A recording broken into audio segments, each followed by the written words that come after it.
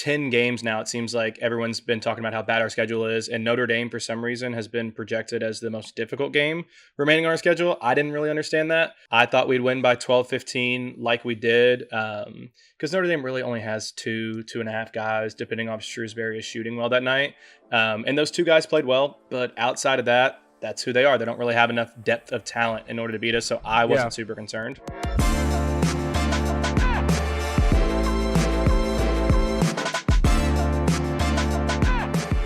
What's going on, everybody? Roman Kelly here with my co-host Jake Cook for the Starting 502 podcast. Jake, it's been a minute. It's back, just me and you. We're missing Press, Jacob. They're both kind of busy, but they'll be back here in the Starting 502 in State of Louisville Airways before you know it. We're going to address some Louisville basketball topics, some news, some things of interest that we want to get into today. Jake, before we do that, I want to ask you, how have you been doing? How have you been these last couple of weeks? I have been good. No better than after I saw jacked Ali Khalifa. That man went from just being kind of like a blob to just being absolutely shredded. And now I'm even more excited for him to play for us next year. I had no idea he was 299 really. I mean, he was a big boy. He was a big boy. I knew he was big. I knew he was out of shape coming off of an injury, having already missed time. But he looks great. Down to what? Props to him. 250, they said? Yeah. I think 6'11", 250 now. That's ridiculous. He looks jacked. He looks cut. He looks in shape. He looks like he's definitely ready to get up and down that basketball floor. So that's a huge plus for us, because that's one of those guys that he comes in as a he's going to redshirt, and a lot of people had their opinions on that. What does that mean for Louisville to have him and also Kobe Rogers, guys that would have been utilized in this kind of system, already knowing that you're not going to have them for your depth and for your as role players on this team. So it's good to know that he's back in shape and is hopefully going to be here and ready to play next year. Yeah, if you watched much of Ali Khalifa at BYU, amazing offensive player, can shoot. A lot of people call him the best passing big man in all of college basketball. Solid post game. There's one issue. It was just his stamina and his lack of foot speed. You shave off 50 pounds, and you're looking to improve both of those things. Yeah, he should be able to slide those feet a little bit more. So I'm super pumped to. That's exciting. He looks great. I mean, screw it.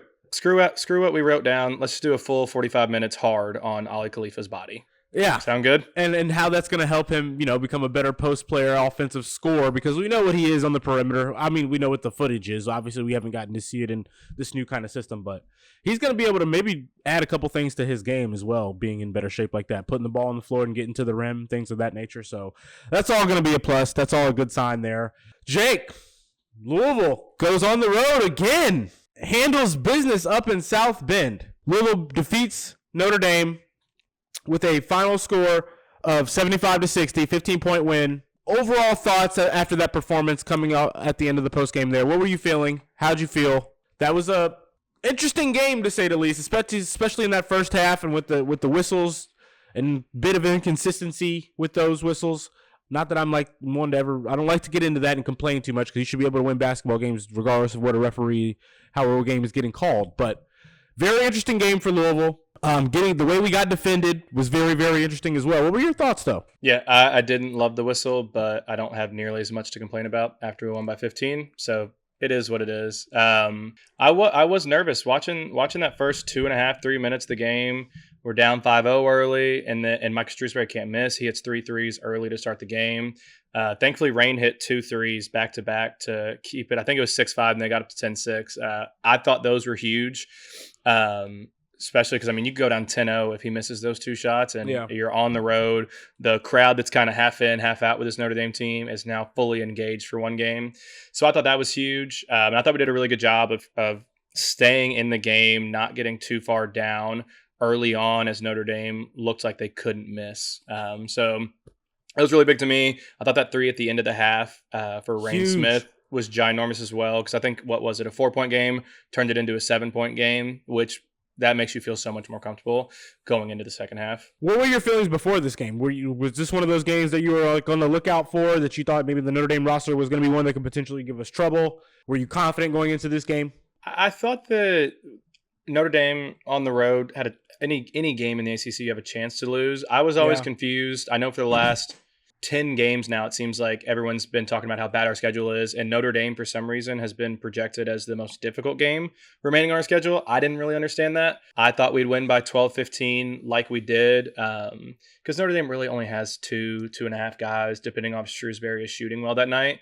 And those 2 guys played well. But outside of that, that's who they are. They don't really have enough depth of talent in order to beat us. So I wasn't super concerned. I was kind of concerned, more so before the NC State game started. I was rather concerned about these 2 games are going to be potentially our hardest 2 games. And I just knew that I felt even more so about that with the Notre Dame roster than I did the NC State roster and how they had been performing as of late. But obviously Marcus Burton and then Shrewsbury, his shooting ability, and Tay Davis's ability to do things at his size, is those are 3 guys right there that can put points up on the board.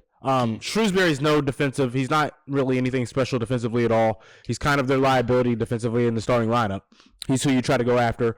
Burton's small. He can be kind of aggressive defensively, and he's no slouch, but he's also the shortest guy on the floor.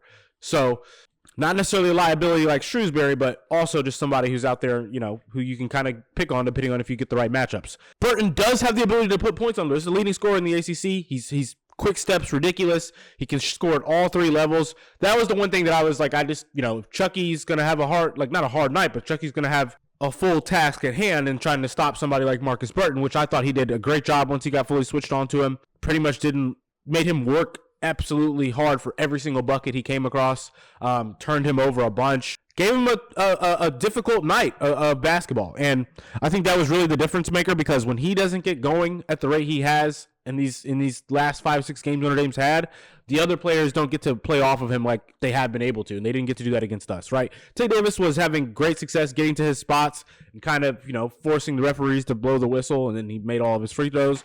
But we handled business. We didn't, after Shrewsbury, like you just said, got off on those few, we didn't let him get any more. He scored 1 3-pointer after that and not another basket. So the defensive performance on Burton, Shrewsbury, and Tay Davis. Obviously, Tay Davis did have 15 points, but just not letting any of them go on any crazy runs, not anybody get hot.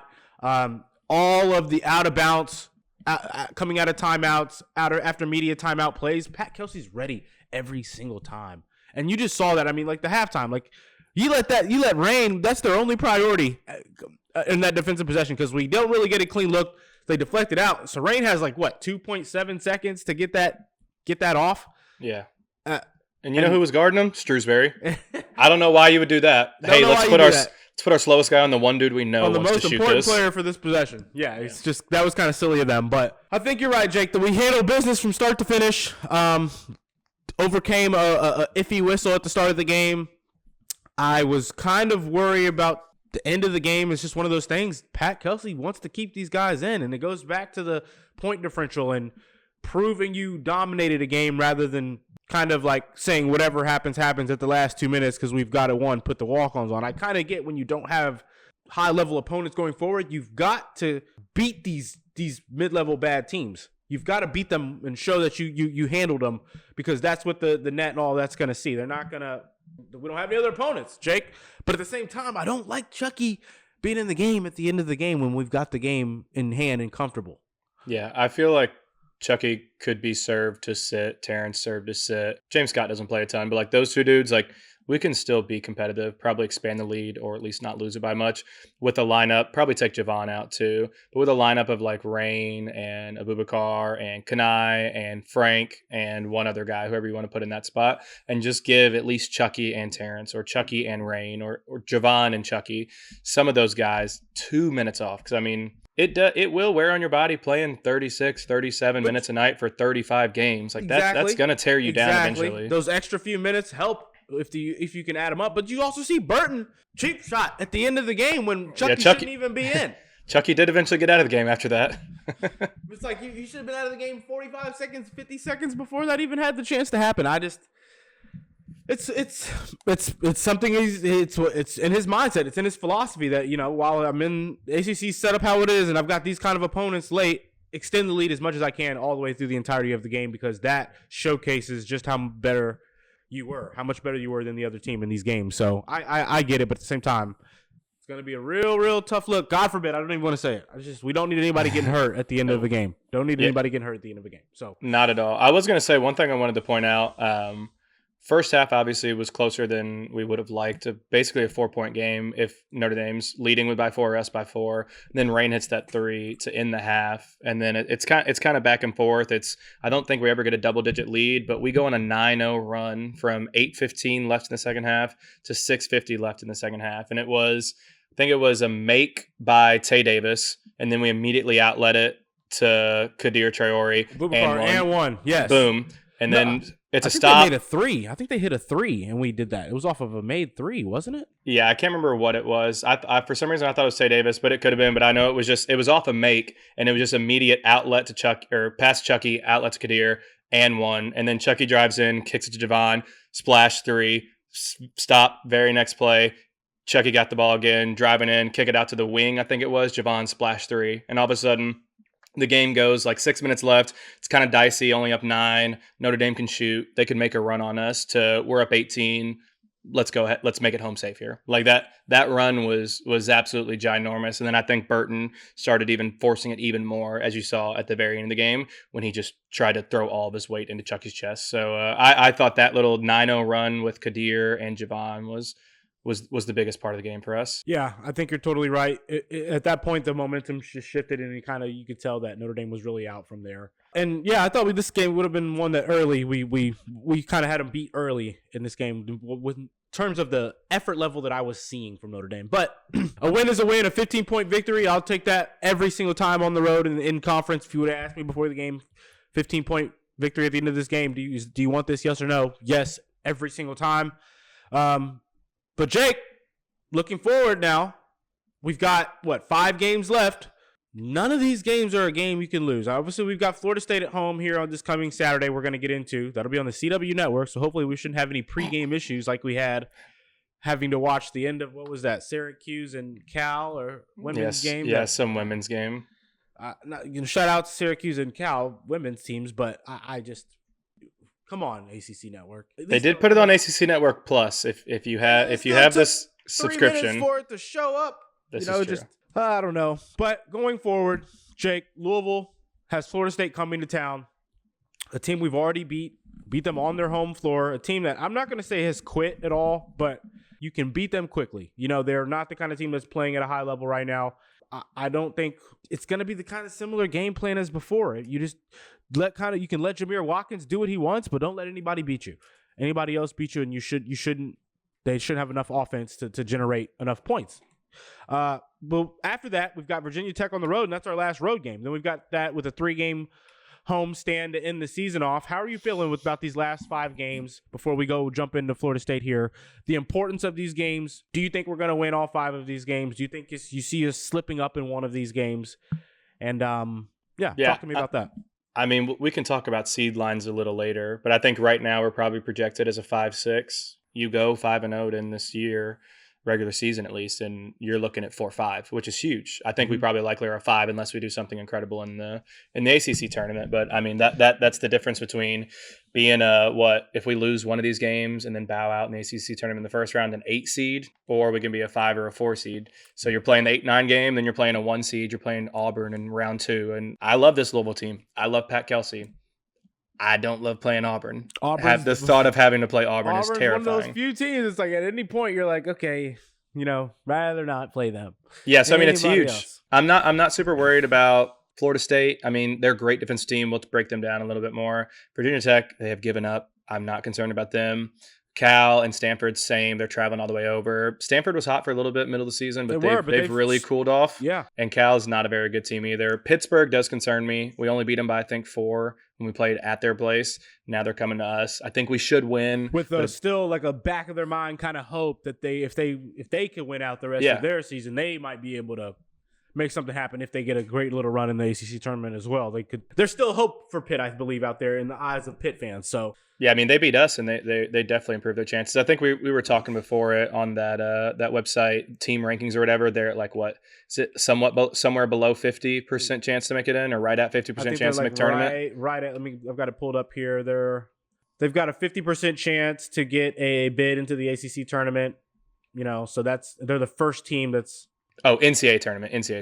yeah, NCAA tournament. Sorry about that. They're projected to finish 19-12. Yeah, I mean they play the remaining schedule. Oh, that's Florida State. Never mind. They've got a 2% chance at an automatic bid. So 48% chance at art large. There's a chance they'd have to pretty much win out, seeming like, and that's not a very high chance with the way that this Pitt team's been playing recently. They haven't been very consistent.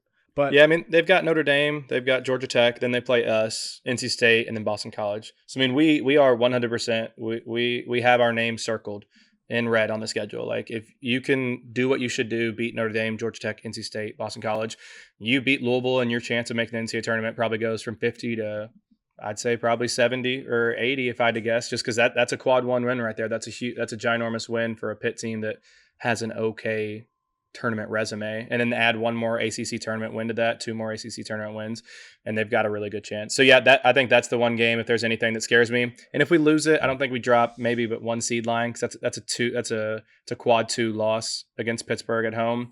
But yeah, that's the one that has me fearful a little bit, because I do think Pittsburgh is still a solid team. Yeah, I do too. I think so as well. It's one of those teams that, they're going to be looking to try to do damage in the ACC tournament as well. You never know. You never know what could end up. I still think there's only a real route to 4 teams getting in, but we'll get into that later, obviously.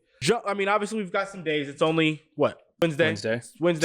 We play Saturday, so it's a good amount of time. I don't know if we would get one in before then, but we got to break down Florida State a little bit. You want to look at the last game that we played them? I think that's a good place to start. Yeah, obviously. Yeah, we start. Was the start of the win streak? Was it? Was that the first game of the? Yeah, that was the start of the win streak. So we lose to Kentucky down in Lexington, and then we go down to Florida State and handle business on the road. 14-point victory. It's the first time we shot well all year. Was that game right there? Like really, really well. 50% from 3. I forget that. Jeez, 15 to 29. 51% from 3. This was Noah Waterman's best game of the season he's had. Obviously, he had the EKU game right after this. That's the most important game of his season for sure. Yeah. But this is the best game he's had, I think. 4 for 7 from 3. But this is one of those games, where Chucky Hepburn shot the ball well. Rain Smith was one of those games where he got up 27 points. One of the better games he's had. Is probably second or third best game of his season. Mm-hmm. And we shot them out of the gym. That's kind of what happened here. Every time they would get it close, we would go on a little run of 5-6 points, and we handle business. Now, there was some things that I looked at before this game in what was it, December? Mm-hmm. The Ewan guy. Mm-hmm. He 6'11", 230. He's a huge body who can move his feet fast, and the kind of player that if they do want to play through him, we don't have the kind of guy that can guard him. If he plays smart, utilizes one dribble, one move, shoulder, get to the basket. James Scott can't handle that kind of presence, really. They didn't go to it in the second half at all, from what I remember in this first time we played them. And I remember it being kind of an issue every time he got the ball in the first half. But he got hurt too after playing us. I don't know if he got back in. I think he's back. Yeah, he played against Wake. What are you feeling? How are you thinking about Florida State? It's on our home floor, Jake. Yeah, at home has me feeling better. Even though apparently we don't shoot well at home. So maybe I should feel worse. Similar to Notre Dame, they have top tier talent that is competitive to the ACC level, like Burton and like Tay Davis. They've got Malik Ewan. They've got Jameer Watkins. I think Jameer Watkins is all ACC, if not second team all ACC, 18-point per game scorer, really lengthy guard. I think that's our biggest issue. He put up 25 against us last year. So last year in December. He's 6'7". Like, I'm so confident in Chucky's ability to defend, but it's those guys that are long and athletic that worry me. Got to be a Terrence Edwards defensive performance at this point, I think. And Terrence is still giving up 2-3 inches on him. So that does concern me a little bit. I think Jameer Watkins is a good player, and like you said, we don't have anyone that can match up against Malik Ewan. He put up 17 against us last year, and they started going away from him in the second half because they were down by so much. You don't feed the post when you're down 15 points, unfortunately. So I don't think we're going to see much Frank. I can't actually remember the last time we saw Frank. They played like 3 games. Yeah, I think if James Scott gets in foul trouble, or if we feel like we're getting consistently dominated in the paint because Noah's on him or because James Scott is on him, I think that's at least an option. He's bigger. He's a little bit stronger. Obviously doesn't offer nearly what either of those two do offensively. Yeah. But yeah, I mean, their 2 best players do concern me with their matchups with Malik Ewan being so big and so physical and actually pretty skilled in the post as well. And then Jameer Watkins just being so lengthy. He's not a great shooter, but he's just so athletic and can shoot over you. So it's the depth of talent similar to Notre Dame that has me feeling like we should be able to win this game. Outside of those two guys, Taylor Bowen, like that's it, and he's just he's an okay player. He's good. I mean, he had a good game against Wake. It looks like I'm seeing here. He shot the three all right, but he's not. There's no true difference makers as scorers on this team. They got a lot of Davis, Bowen. They can defend. They've got a couple, like you said. They're a good defensive team. They played good perimeter defense, but when we're shooting like we were shooting against them that first game, there's nothing you can really do. And then when you're kind of shutting off everybody defensively on their side, like we're defensively shutting off everybody other than Watkins. I mean, we're making it tough for Watkins. Watkins had to be a tough shot maker against us. Kind of similar to who was it recently that we played that was, it felt like he was just making tough shot after tough shot. Was it the guy for Boston College? Yeah.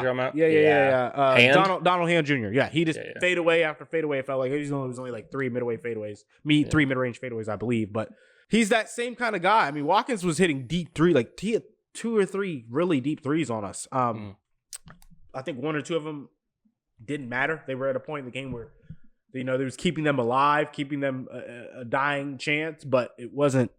We'd already had the game finished, and I think he got up a couple on us early as well. But as you look at I don't want to be a box score watcher from a game, but obviously I haven't rewatched the condensed game against Florida State in some time, and I do have memory of no one on that team really doing anything against us offensively other than Watkins, and Watkins having to hit deep threes or make tough shots to do so. And I just Ewan in the first half, I think he had a couple and ones. He had a couple like plays and just where they got to him quick and he didn't have to stop, where James Scott was forced to be moving the entirety of the possession, and not much James could do. He put his body into him, quick bucket. If it's like that, and I mean, Ewan's not the most skilled big man though. So if it's a slow down, true half court possession, I trust Javon and our help defense and who else is ever out there with James to come and potentially help and then recover back onto any shooter fast enough. If Ewan does want to go back to the basket, and he's not a face-up kind of big man at all. So yeah, that's the name of the game. Florida State, they are elite on defense, and they are average to below average on offense. I mean, they're first in the ACC in steals per game,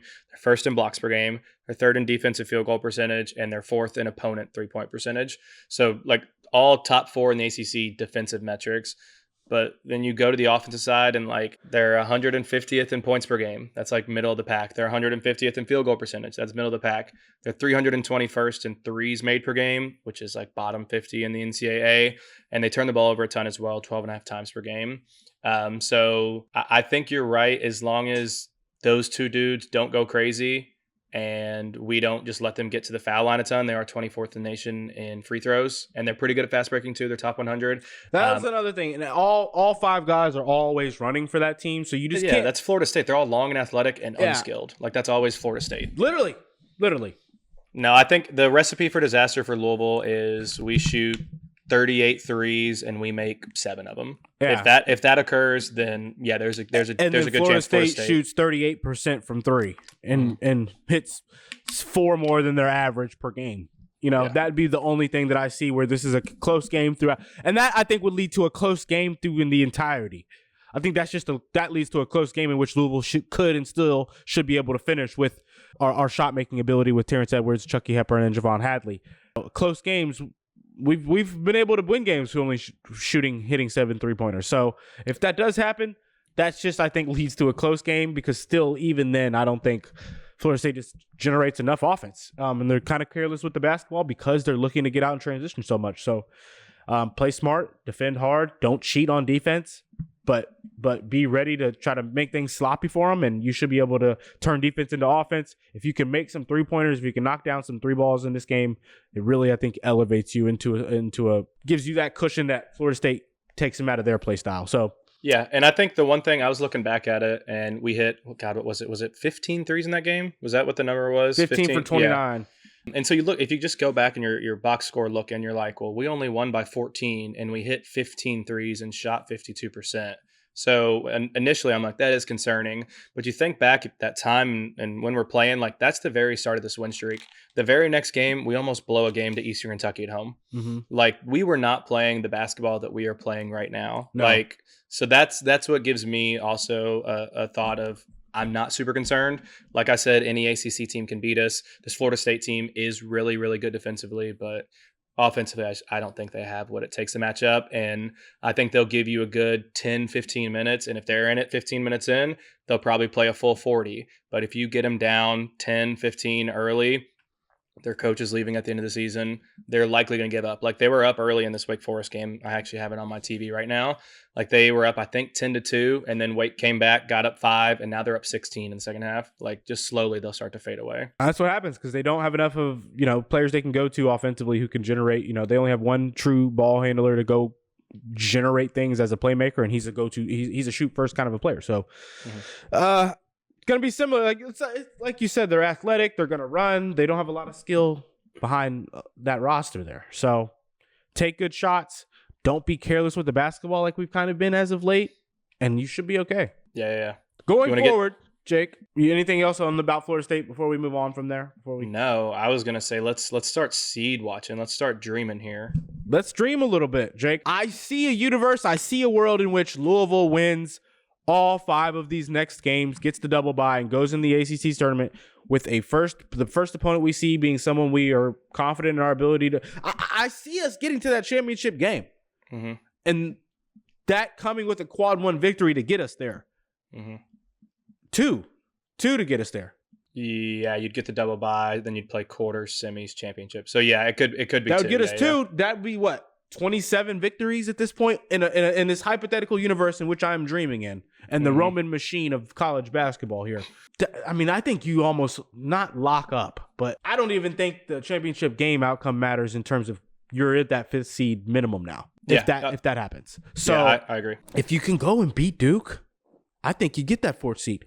I think they'll give you that 4th seed right there, just from that victory. Yeah, I think if you run the table these next 5 regular season games and you beat Duke, run the table in the ACC tournament, you've won.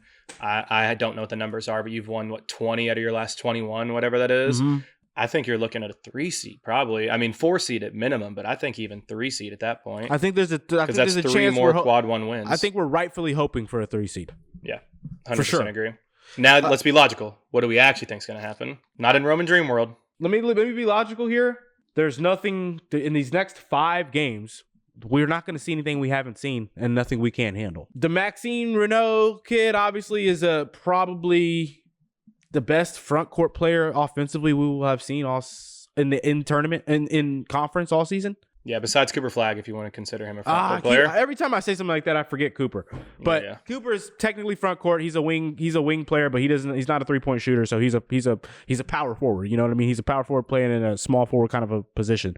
But yeah, in terms of like big man on the block, can face up, can go back to the basket, can shoot the 3, can stretch the floor, can hit the mid range, can finish with both hands, can put the ball on the floor. Maxine Renault, he's nice. Outside of that, Stanford sucks. No, there was a time in my watching this season where I was like, Stanford's going to be tough.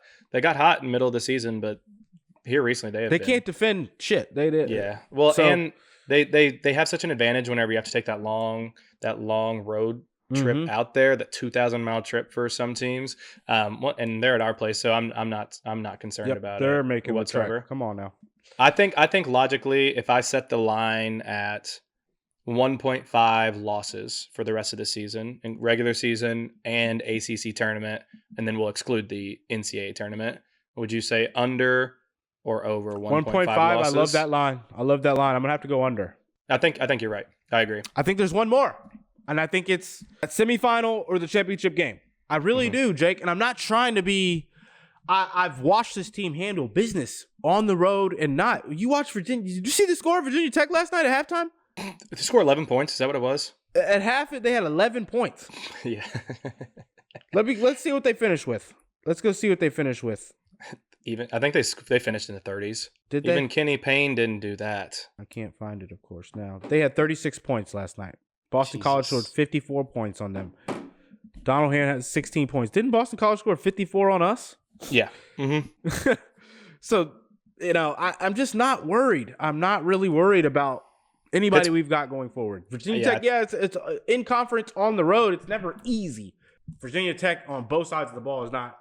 They're not playing winning basketball. So I think logically, you look at it. The Pittsburgh game does scare me. The Yeah, semifinal game of the yeah. ACC tournament scares me, and then if we make it to that championship, that scares me. So those are the only three that I really But think. if we make it to the championship, the outcome, not that it doesn't matter. You're not going to get punished for losing to Duke. No. So I'm not, it doesn't scare me. It just would be so disappointing to lose it. Yes, it would be disappointing to lose it, especially to lose it badly, which I don't see happening. But what it does, the chance you haven't got to that point, and who you had to beat to get there, and how many wins you have to your name at that point. If we could just get there, I'm fine. But you're totally right. Pitt being this probably going to be the toughest opponent in these next 5 games. It's on our home floor though, so that should be an advantage for us if Rain can hit some threes. We need to see what Rain's percentage is in Yum versus what Rain's percentage is outside of Yum, because we need. I bet it's 7 or 8% different, because his biggest games, like that Florida State game, that SMU game, like they've all came on the road. Yeah. Do you want to talk about Rain also? I was doing the math earlier. I think he's like on pace to basically break the record, the three-pointers made in a season in the like before we even get to the NCAA tournament. Oh, here it is. Yeah, Cards have at least 7 more games left to play, 5 in the regular season, assuming we lose in the ACC tournament in round 1, and then we lose in the NCAA tournament in round 1. So that would give us a minimum of 7 games. Wow. So yeah, he's on pace to break the record, I think by 5. Yeah, break the record by 5 if he keeps up his pace of 3-pointers made. Wow. Just without even making a run in the ACC tournament or run in the NCAA tournament, Rain is on pace to set the record for 3-pointers made. If he breaks it, I'll get us a jersey to share. Oh, okay. I like that. Can you do a large? Is a large okay? We'll get a large. Okay, that's cool with me. We'll get a large. I love that. Last thing I want to talk about, just if you enjoy being a hater like I do, or cheering for other teams, whatever it is, however you want to look at that. Looking at the team rankings website, they have us right now as 22nd in the nation on essentially our tournament resume. The 5 teams directly above us are Kentucky, St. John's, Marquette, Missouri, and Mississippi State. That's a lot of SEC hate. So if you see any of those 3 SEC teams, you're cheering for them to lose, because they're that seed above us. They are those guaranteed 4s and 5s. Mississippi State just lost too, didn't they? Did they? I watched the game last night. Yes, they did. Yeah. Mississippi State lost. Yeah. They got smoked. Actually, yes, they did. Yeah, we need them to try. Oh, no. Never mind. No, they opposite. Texas A&M. They upset. Texas A&M They got a great victory last night. Yeah. So that's not good. And then the teams right below us, the 5 right below us, Memphis, UCLA, Kansas, who just had a horrible loss, Ole Miss, and Creighton. So any of those 5 teams, like those are the teams around us. Those are the fringe 7-6 seeds, and then the fringe 5-6, 5-4 seeds as well. So you watch those teams, cheer against them as loudly as you can. And Kentucky's right there too. It would be hilarious if we got a better seed than Kentucky. It would be hilarious. It'd be hilarious. And they would hate that. Oh yeah, and with their injuries and the way they're playing, I mean, it's very, very possible.